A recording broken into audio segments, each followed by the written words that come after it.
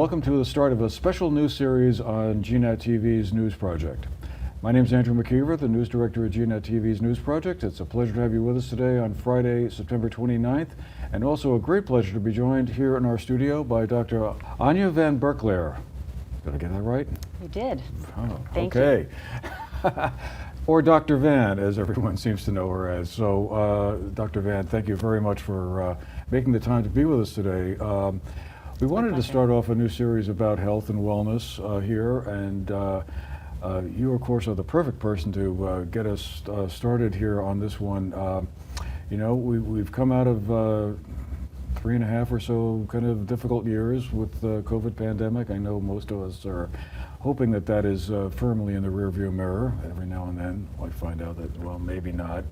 But I thought we could start off by talking a little bit about some of the new COVID vaccines that are coming out. We've all, well, many of us anyway, have had now, what, at least 2 or 3 shots or boosters, and now there's a new variant, I guess, out in play, and a new vaccine that public health officials are encouraging us all to get. I wonder if you could tell us a little bit about those vaccines. Should everyone get them? I've seen numbers everywhere from people who are 6 months to much older than that should get them and would be eligible for them. Yeah, so the current guidance is for everyone to get the COVID vaccine. Of course, people who are more vulnerable have kind of a stronger imperative to get it. So the most vulnerable people to COVID-19 tend to be the very oldest, so people over 85, for example. But risk goes up progressively with each year of life. So in general, people over 50 are at higher risk than people under 50, and so on. You could slice it lots of different ways. The highest risk is at the oldest age. But also people with chronic lung or heart disease, or people who struggle with obesity, who are very overweight, also have higher risks of complications. And because we are getting heavier as a country, that includes a lot of people. I encourage everyone to get the COVID shot who doesn't have a contraindication, they haven't had a bad reaction to a prior dose. And that's mainly because even if you're not high risk, nobody wants to be sick. Who wants to use their vacation time or their paid time off, you know, being cooped up at home with a stuffy nose and a headache and a fever when you could be using it for actual vacation, right? But also, many of us still have relatives or friends who are currently in treatment for cancer or have significant heart disease. Maybe your spouse or your grandfather or your parents have significant valve disease in their hearts, and so they're vulnerable to complications from COVID as well. And so getting protected yourself spreads that protection to other people. That piece hasn't really changed since we first got the vaccine available, and any amount more protection you can get does help protect the people closest to you. So this new vaccine is meant to deal with a new variant, I guess. Is that the case with the overall COVID virus? That's right. So like the flu, for which historically we've gotten a new preparation every year, the COVID-19 virus changes over time. It evolves in response to our response to it. So it's kind of a continuous circle. We develop some immunity to an older strain. The virus that survives that immune response has certain features that helps it avoid the immune response. Eventually those cumulative changes give rise to a new variant, and then either you get sick or you get a vaccination, gives you better immunity against that, and then the cycle repeats.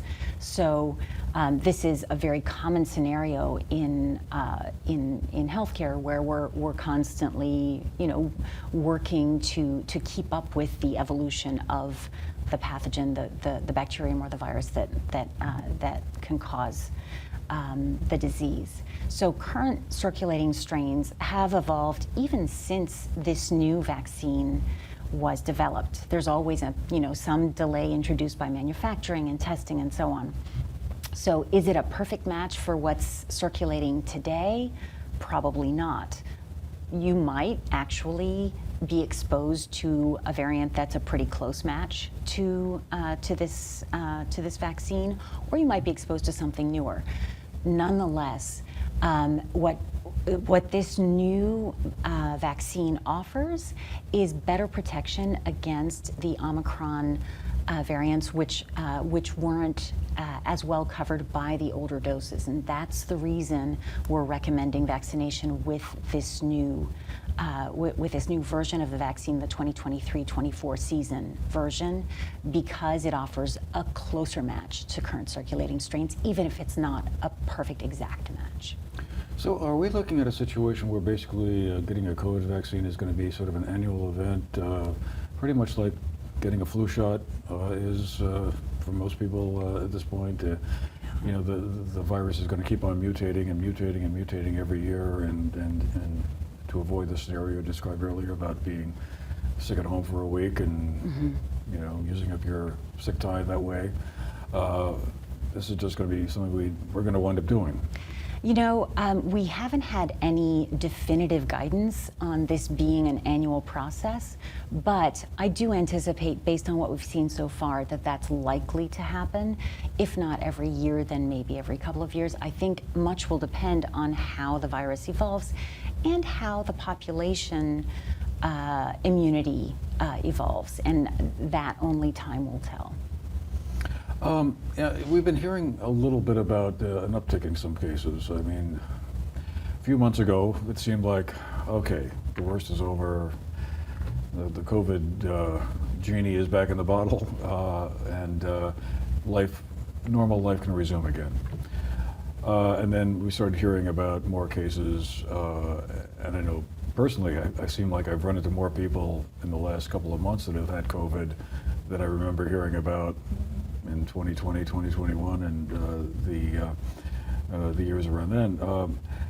So, are those the numbers you're seeing? Is that we have a significant uptick in cases, or? We have had an uptick in cases that we've seen in the clinic. The way that we count cases has changed over time, because we used to report every single positive test. And right now, most positive tests are tests that people are doing on themselves at home with a kit that they bought at their pharmacy. And so we don't have numbers on that. However, we did see a little spike in cases, including at the health center. We had a couple of staff members out with COVID a few weeks ago. And so, and on that Monday that those two staff members were out, a quarter of my visits were upper respiratory infection related, and two of them were known COVID cases, and you know that the others were still needed testing. So we've definitely seen a spike in respiratory illnesses in general, and in COVID in particular. And our response at the health center was briefly to mask everyone, because we didn't want to have to shut down the health center with everybody sick, right? We can't let people with COVID work and infect our patients who are very elderly or vulnerable, and we have a lot of those. So we briefly went back to masking and then suspended that after a couple of weeks because it seemed like there was another dip. Now, the decision to mask in your personal life is a personal decision, right? There are circumstances where you're going to have to. If you go visit someone at a cancer center, I sure hope that they're asking you to mask up, because we don't want patients who are on immunosuppressive therapy to be exposed to dangerous viruses. However, going to the supermarket, going to a party, those are personal choices. I probably this time of year wouldn't be the person leaping to go to a party where there's loud music and so people are shouting and so more droplets are being spread. And at very close quarters, I might choose to socialize in more spread out, quieter settings, maybe outdoors. But again, that's a very personal decision, and people have different levels of risk tolerance and also different levels of risk, right? If I were in treatment for cancer, I probably wouldn't be socializing all that much. And I'd be asking people who came over, hey, have you tested lately? Are you feeling sick? If you're feeling sick, maybe let's put this off. Let's take a rain check. Yeah, I was wondering if you thought it was time to kind of get the masks out, and if we're going back to like the supermarket or someplace where it's crowded and indoor space, that it's not a bad idea to put the masks on. I'm certainly seeing more people wearing masks as when I go to the stores and stuff. That's kind of interesting. I guess, I was just wondering, have you had any sense or thought about what the long-term effect of the COVID pandemic has had on people, like in terms of making them more mindful of their own personal health and what they're doing, making them a little more careful about like eating healthy food or getting a reasonable good night's sleep most of the time? Has it had that effect or a silver lining in any way? I would say, I've had a small handful of patients who, when they learned that being overweight added a lot of risk for COVID complications, really took that to heart, made some significant changes in their lives, and have really turned their health around, not just from a COVID risk perspective, but from a risk of high blood pressure and diabetes and a range of other illnesses. So I think that that really has been a silver lining. The flip side is that we've seen a pretty consistent increase in the results of the isolation early on in COVID, and just, I think, the general sense of doom. A lot of people were profoundly affected by that emotionally, and so I've seen a lot more anxiety and depression, even at low-grade levels in the health center, and we certainly have a very heavy demand for therapy, for engagement with our mental health clinicians. So I do think there have been some significant downsides in addition to all the stuff that we already know about, the deaths from COVID and also complications from long COVID in some cases. Before we pivot over to the flu shot question, which is of course now coming up as well, I want to just ask you one other thing kind of tied in, I think, with the pandemic. And the vaccines that were developed amazingly rapidly to counter them. What I'm still struggling to understand is the resistance that a lot of people had to getting the vaccines. I remember as a kid, when polio was a big thing, or smallpox, or chickenpox, you got a vaccine, and there was just no question about it. I mean, of course you did. If you didn't, you were, being ridiculous. And yet, what we saw in 2021, when the vaccines were being released, I think there were a lot of people that thought, I'm going to make up my own mind about that. I don't. I'm going to decide for myself. Which I guess I half understand, but I was struck by how many people seemed to be kind of so resistant to getting a vaccine that had gone through all the clinical trials, had been tested, and really spoke to a lack of trust in public health. And I guess I just wondered, what did you make of that? I mean, was there any reason for people to feel like so hesitant? And I guess the question is relevant because now we have a new vaccine to do, and people are probably going, oh my gosh, again? Do you think we're going to see the same kind of resistance to this new vaccine that we saw in the last couple of years?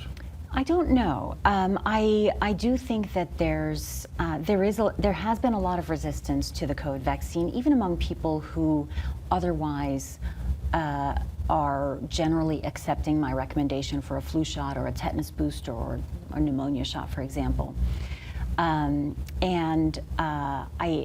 I think sociologists are going to have a lot to say about this. I think a lot of people are going to write PhD theses about this over time. It's a real social phenomenon, and I think politics have played an enormous role. Public figures have been very vocal, either for or against the vaccine, and the time that an individual spends in front of their screen watching reading content or watching videos so far outweighs the time that I have in the exam room with them, that if they're prone to being influenced by what they see on TV or on YouTube or any other platform, as we all are to some degree, then I kind of get why it's an uphill battle to convince people. Vaccine resistance overall has a very long history. 1905, I think, was the first legal case. I may have the dates wrong, but like a quick search before our conversation, there was resistance to the smallpox vaccine. It was a pastor in Boston. So, I think we have a very long history of that. We also have a long history of great public health successes. I mean, children, by and large, don't die of measles in the United States. I've worked in West and Central Africa in measles epidemics where children have died. And so I think that your experience having had the polio vaccine and growing up in a time when polio was a real threat, I think colors your perspective and in large part your generation's perspective, although there are exceptions. Most of my patients who are in your age group tend to be folks who say, you know what, like I've seen what bad disease can do. I remember those kids in the iron lungs from polio, or I remember seeing photos of those on, in the news. And I have a relationship with you, my doctor, and so I'm going to follow your recommendation and get this booster. I think there also, and this is very much a separate issue, there's been an erosion of trust in healthcare, in some part by people who don't use a lot of healthcare, right? If you don't have a strong relationship with a primary care clinician, whether it's a doctor, a nurse practitioner, or PA, if you haven't been there consistently for your physicals and you don't know them and they don't know you as well, you're less likely to have a foundation of trust to follow their recommendations, whatever they are, whether they are to eat right and exercise or get a vaccine, right? Or take a certain medication. And so I think that one of the strongest things that we can offer in primary care is that encouragement to build the relationship and come in for your regular exams, come in for follow-ups on your blood pressure and so on, so that we get to know each other. You get to trust my judgment, let's say, if I'm your doctor. And then I have a chance to say, okay, like this is what your risks are. And this is why I think you really need this. Or we can make a judgment call on this, and maybe this is not the shot that you get. It's rare that I say, nah, I don't really care if you take this vaccine or not. Usually I say, well, my strong recommendation is to get it. If you choose not to get it, that's your choice. But from a healthcare perspective, my goal is to keep you out of the hospital, keep you well, prevent disease and death. And so I think getting to a place where there's a relationship with your primary care clinician, where you trust that their motivations are in your best interest, is... Okay, well, Dr. Van, at this point, why don't we pivot a little bit then to the flu shot question that's coming up. It's the end of September. I guess we're getting around to that point where people ought to be getting a flu shot. Is that your recommendation that, yes, that's a good idea? Absolutely. It's that time of year. A lot of folks like to wait until October or sometimes even November to get their flu shot. And the reason for that is you get this peak immunity within a few weeks of getting your flu shot. And so some people do choose to delay until October or November. But if you're having your physical today, take advantage of it, get your flu shot. It's better to be covered than not. The reason for delaying sometimes is that the flu season can be, December through March or even April. And so we want to make sure you still have enough antibodies circulating into the early spring. I wondered, is there any reason to maybe spread out the flu shot and the COVID vaccine shot like a week or so in between, or can they both be taken simultaneously at the same time? Or they can be done in the same arm on the same day. It doesn't really matter. And in fact, the side effects, they studied this with, I believe, last fall's shots. People who had the COVID vaccine alone versus COVID plus flu, almost identical percentage of patients had side effects when they got the combination as opposed to the COVID alone. It seems like the worst side effects do tend to travel with the COVID vaccine. It's about a quarter of folks who get sore arm, aches, some chills, maybe a low-grade fever. But the truth is that's a sign that that vaccine is working for you and it's revving up your immune system. Okay, because it's always fascinated me how sometimes when I've had a flu shot, I felt like I have the flu for a couple of days afterwards, and other times no reaction at all. And I've had the same experience with the COVID shots. Once I felt kind of, a little bit out of it there for a day, but got back into the flow of things. But other times, no reaction at all. Yeah, I don't have a good explanation for that, but I've experienced that as well. Interesting. Yeah. Maybe it's just the day of the week or whatever. Exactly. Maybe it's a time when you're a little bit more tired at baseline, right? Right, right. So also, Dr. Van, in the few minutes we have left before we have to run, I wanted to ask you about this advanced directive form that I first heard about myself the last time I was down at your place.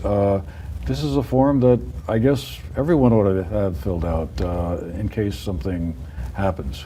Right. So I'm really glad you asked. This is a really important form. It's a legal document that any adult can complete. And what it does is it gives your healthcare team, whether it's the rescue squad that arrives after an accident or the hospital, gives them direction on who should help make healthcare decisions on your behalf if you can't speak for yourself. Or in other forms of it, gives them specific instructions like, I do or don't want chest compressions, I do or don't want a tube to help me breathe. And there are different variants of this form based on how detailed you want to get. But the first and most important one is, who's your person? Who's the person who should make those healthcare decisions on your behalf? Who kind of knows what your philosophy is on end-of-life care? And so for some people, it's their spouse. For my patients who are over 70, I often say, hey, maybe think about picking someone in addition in the next generation, because spouses hang out together, they can be in the same accident, or, as you advance in age, you may both have health issues that keep you from making decisions on each other's behalf. And at the same time, it's important for younger people as well, because if a 90-year-old gets in an accident, people generally in that person's close family and friends will have a sense of what that person's ideas are, whether or not they filled out a document. When you're 40 and you're in a serious car accident, people might not feel as comfortable with making decisions on your behalf. And so having those conversations ahead of time and letting the person who's your decider know, hey, I've chosen you as my healthcare decision maker, and these are the things I do and don't want. And you can refresh those conversations periodically as your life changes. Maybe at 45 you get diagnosed with a cancer and you've had a lot of really toxic treatment, and I hope this doesn't happen to anyone, but bad things happen. Then you can revisit that conversation, and that helps your family and people who love you at the bedside when people disagree. It's really tragic when you have families torn apart around what they should do for an individual. And if you've got this document, you've decided who's your decider and and what it is that you want done at the end of life. And that's a really, it's kind of a gift that you give to your family. And these forms are available through the Vermont Ethics Network. I'm going to put in a plug for them. They're a great little nonprofit up in Montpelier. They have all these forms online. If you Google Vermont Ethics Network, you'll find it. And they have a lot of really helpful videos that you can watch to understand what the purpose of these forms is. I don't believe, most of them do not require a notary, and many of them don't even require a doctor's signature. They're your document. They just need some witnesses to sign them. And these forms would be stored where, like at home, someplace where someone could find them, or a lawyer's office, or? So there are a few things you should do with that form once you've completed. One is put a copy on your fridge, because that's where the rescue squad is going to look for it. if they come to your house and someone calls and says, "Hey, Andrew's been found down in his kitchen," they're going to look at the fridge and say, "Okay, oh, there's that form. Let's see if we can do some chest compressions." They're probably going to start before they finish reading the form, just in case. I hope so. Yes. But it helps them take the next steps. The second thing is you want your primary care doctor to have a copy. And through the Vermont Ethics Network, you can get to a link where you can upload it to a statewide registry. And that's really important because many of us drive around, not necessarily in the same healthcare area where our primary care doctor is located. And if you get into an accident, any hospital can access that document through the registry. And there are some interstate agreements so that they can access them from out of state as well. And just final question before we have to go. Your biggest concerns going forward into the fall and winter, is it the COVID or flu, or is there something else? There are so many things that a person could be concerned about. I think I'll pick two things that are not necessarily frightening, but really important. One is bone health. Winter and ice are their risks for fractures.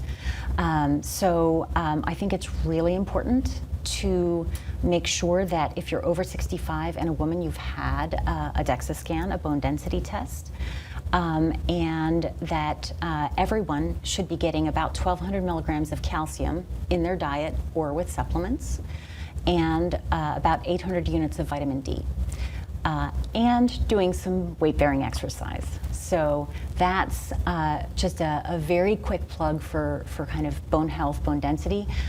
Anyone, even with healthy bones, can fracture a bone when they fall on the ice. The last thing we want is for you to fracture a hip if you've got low bone density, whether you have low bone density or not, because those can be really traumatic, and there's a pretty high mortality rate after hip fractures, not from the fracture itself, but from just the general debilitation that results.